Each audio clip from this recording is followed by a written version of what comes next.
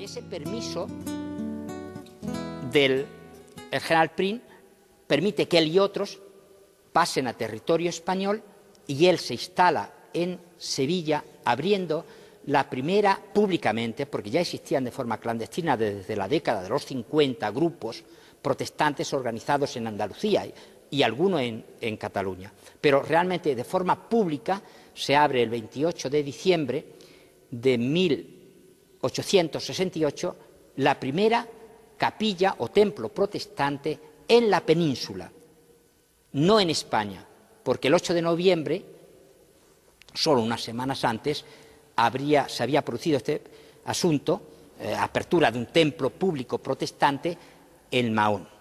Era un hombre con una gran visión evangelística.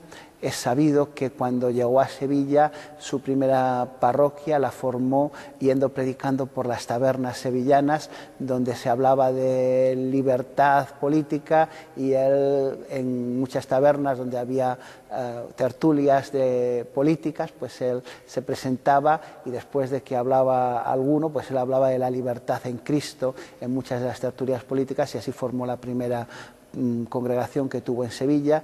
Entonces tenía una visión evangelizadora para España. Como apoyo a este trabajo va a iniciar un periódico.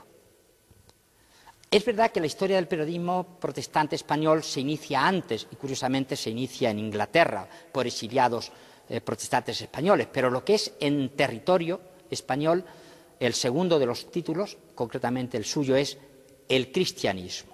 Allí debate la celebración del Concilio Vaticano I, allí se recogen las primeras peripecias, aventuras y desventuras de las iglesias protestantes, no solamente en Sevilla, Andalucía, sino en toda España, y allí también nace el primer libro suyo que va a publicar, El celibato forzoso del clero.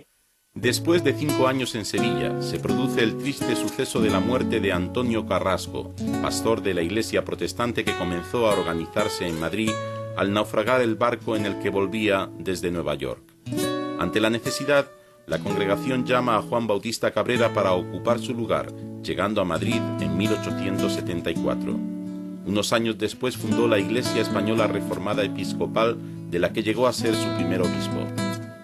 Cabrera pensó que el protestantismo español solo podría ser fuerte si estaba unido en un único cuerpo, y él pensaba que era muy importante que existiera una Iglesia nacional que coordinara los esfuerzos de todos los diferentes grupos que estaban trabajando en España. Y yo creo que él aportó esa visión y después aportó una organización. Desgraciadamente para él fue imposible que formar una iglesia nacional compuesta por todos los que estaban trabajando en España, así que hacia 1880 se formó una iglesia compuesta por todos aquellos que mantenían la misma visión que él de una iglesia nacional. Como pastor y obispo de la Iglesia Reformada, Cabrera desarrolló una labor inmensa de publicación literaria, formación de líderes, comienzo de nuevas iglesias y estructuración del protestantismo español y de sus relaciones internacionales. Construyó este templo cuya consagración fue notoria en toda la nación y consolidó la presencia protestante. Cabrera es un hombre de iglesia, sobre todo, y eso está determinando su escritura, ¿no? Ha publicado un libro donde recoge todo lo que había escrito en 1907, o sea, justamente hace un siglo, un año, que apareció este libro, y se titula Poesías religiosas y morales, que ya da de por sí un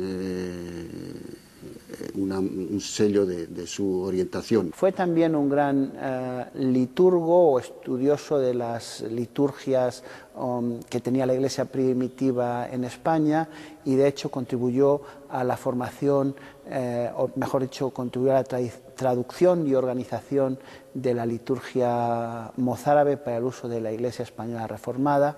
Fue un buen músico, tenía dotes musicales, y no solamente él, sino sus hijos, y contribuyó también a componer aproximadamente unos 200 himnos. Muchos de ellos los adaptó de los himnarios ingleses, escoceses y alemanes, y aproximadamente hoy en día son muy conocidos 200 de los más de 400 himnos que él compuso.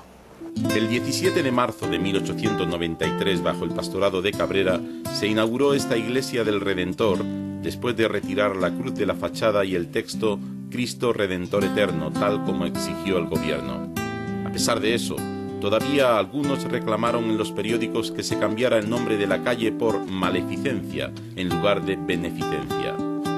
No obstante, su inauguración marca un hito de victoria en el avance de la libertad religiosa en España, aunque para que los protestantes no disfrutaran mucho de su victoria, el Ayuntamiento de Madrid aprobó la construcción de un mercado en el parque que había enfrente y colocó la salida de basuras justo al lado de la puerta de la iglesia.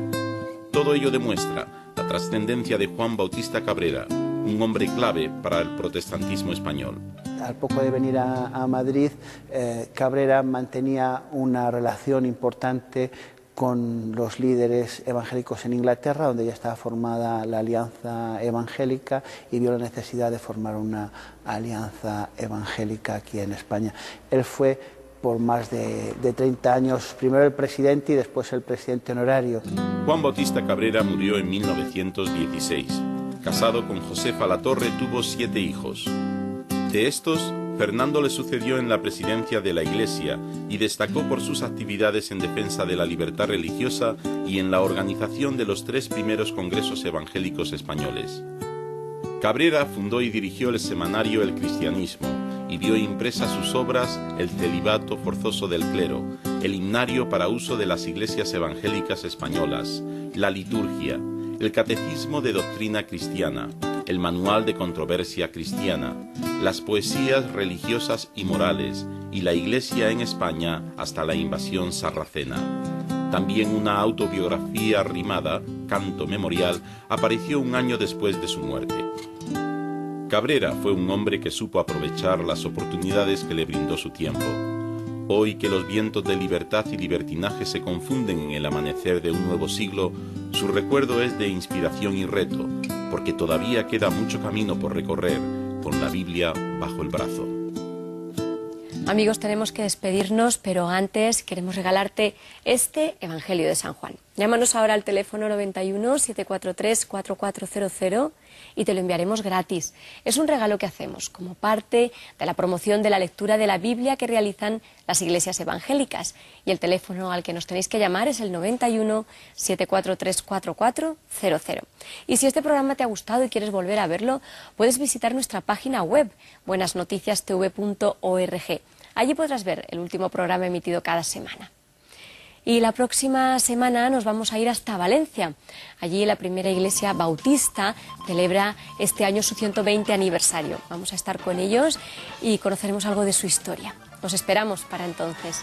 Muchas gracias por vuestra atención y no lo olvides, tú vales mucho para Dios.